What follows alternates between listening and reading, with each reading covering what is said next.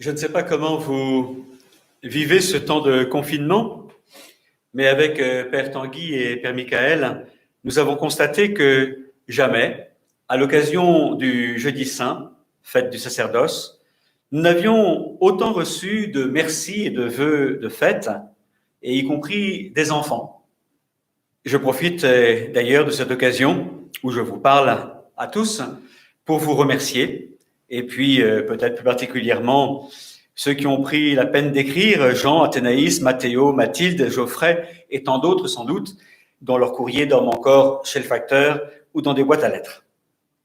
Si je vous parle de cela, ce n'est pas pour nous mettre, nous les prêtres, au centre, mais parce que plus généralement, il me semble que dans cette période de confinement, il y a comme une évolution positive qui est à remarquer pour en faire un dynamisme. Avez-vous remarqué notamment toutes ces belles histoires ou vidéos qui circulent via nos moyens de communication à propos de la vie, la foi, l'humour, la joie, le beau, les merci, l'attention? On n'a jamais reçu autant de belles choses, en tout cas c'est mon cas et je pense que je ne dois pas être le seul. Je ne doute pas que ce confinement ait isolé, enfermé certaines personnes, mais dans l'ensemble, j'ai l'impression que ce temps nous ouvre les uns aux autres. C'est vrai que dans la rue, bien souvent, auparavant, on circulait sans même regarder les autres. Aujourd'hui, il y a beaucoup plus d'attention aux autres. La peur existe, mais aussi la confiance, qui permet d'aimer avec audace. Et si nous étions à l'aube d'une ère nouvelle? Et si Dieu se servait de ces circonstances pour nous faire découvrir l'ère qu'il inaugure par la résurrection? Permettez-moi, puisque je parle du confinement et d'une ère nouvelle, de faire un jeu de mots. Nous sommes tous confinés et je voudrais que ce soir, nous soyons tous confits-nés du Seigneur, nouveau-nés. Soyez sans crainte, dit l'Évangile aux deux femmes de ce soir, soyez sans crainte, renchérit le ressuscité. Le thème que je voudrais creuser avec vous en cette liturgie de la veillée pascale concerne notamment l'époux et l'épouse, autrement dit, le Christ et l'Église. Et pour cela, je voudrais non m'appuyer sur les textes que nous avons entendus dans la liturgie de la parole de Dieu, mais m'appuyer sur le second chapitre du livre de la Genèse, dont je vais vous rappeler quelques versets. Le Seigneur Dieu modela l'homme avec la poussière tirée du sol. Il insuffla dans ses narines le souffle de vie, et l'homme devint un être vivant. Le Seigneur Dieu dit, « Il n'est pas bon que l'homme soit seul. Je vais lui faire une aide qui lui correspondra. » Après avoir donné un nom à tous les animaux, aux oiseaux du ciel et à toutes les bêtes des champs que Dieu avait fait, l'homme ne trouva en elle aucune aide qui lui corresponde. Alors le Seigneur Dieu fit tomber sur lui un sommeil mystérieux et l'homme s'endormit. Le Seigneur Dieu prit une de ses côtes, puis il referma la chair à sa place. Avec la côte qu'il avait prise à l'homme, il façonna une femme et il l'amena vers l'homme. L'homme dit alors, « Cette fois-ci, voilà l'os de mes os et la chair de ma chair. » On l'appellera femme, elle qui fut tirée de l'homme. Qui sont et cet homme et cette femme dont parle le livre de la Genèse? Qu'est-ce que ce sommeil mystérieux dont jaillit cet émerveillement? Cette fois-ci, voilà l'os de mes os et la chair de ma chair. Évidemment, celui qui, en ce samedi, reste au tombeau, endormi du sommeil de la mort, c'est Jésus, l'envoyé, le Fils de Dieu, mais aussi le nouvel Adam. Depuis que la lance lui a transpercé le côté jusqu'au cœur, un fleuve de vie en a jailli. Mystérieusement, par l'eau et le sang qui s'écoulent, autrement dit par le baptême et l'Eucharistie, Dieu donne naissance et nourrit ceux qui l'enfantent via l'Ève nouvelle née du côté transpercé du Christ. Cette Ève nouvelle, cette épouse de l'homme, c'est l'Église. Elle est mère qui donne naissance, nourrit, fait grandir, éduque, enseigne. Elle cherche à accueillir tous ceux que le Père appelle à renaître d'une création nouvelle. Mais qu'est-ce que cette création nouvelle ? Après le repos du 7e et dernier jour de la semaine, à savoir ce Shabbat ou samedi, tandis qu'on aurait dû revenir au premier jour de la semaine pour rester dans le cours du temps, voici l'irruption d'un nouveau jour, le 8e jour. La particularité et la nouveauté de ce 8e jour est que la mort s'y découvre vaincue.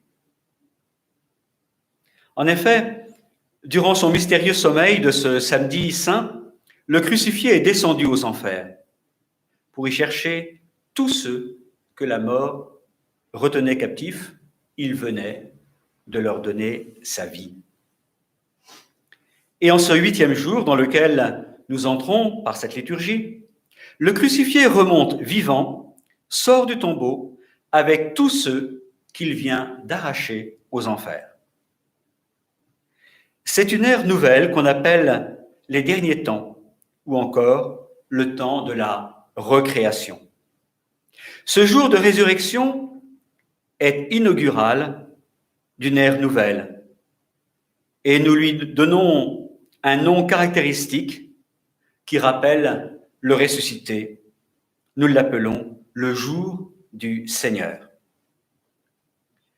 Oui, puisque dans le Seigneur, l'amour a vaincu la mort, le ressuscité est bien le maître par excellence. Alors ce jour de résurrection s'appellera en latin Dominicus, à savoir jour du maître, ou communément en français dimanche, et non comme en anglais jour du soleil. Ce jour est tout à la fois le rappel du premier des jours de la création et celui qui suit le repos du Seigneur, appelé Shabbat ou samedi, donc le 8e jour. Ce 8e jour est le premier jour des temps nouveaux. Il vient parachever tous les précédents. Et puisque la mort est vaincue, ce jour n'aura plus de fin. C'est le jour du Seigneur, c'est une ère nouvelle, ce sont les temps derniers. Les temps derniers, c'est les temps de la vie. Ce 8e jour nous fait donc entrer dans cette ère, celle des derniers temps, et j'espère que nous y entrons avec enthousiasme, quels que soient les événements, y compris actuels, de cette pandémie. Cette expression « dernier temps » n'indique pas du tout donc une question de fin du monde, mais que cette fois, par l'Église, nous avons un plein accès à la vie éternelle de Dieu. Acceptons-nous d'être enfantés et nourris par l'Église, épouse du Christ, elle qui est née du côté de l'homme nouveau.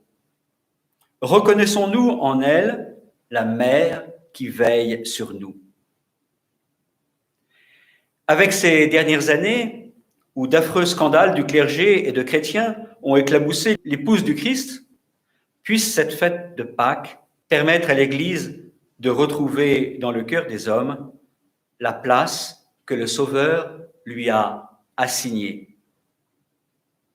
Que le malin s'attaque aux membres de l'Église et à ceux qu'on appelle les hommes d'Église, ça n'a rien d'étonnant.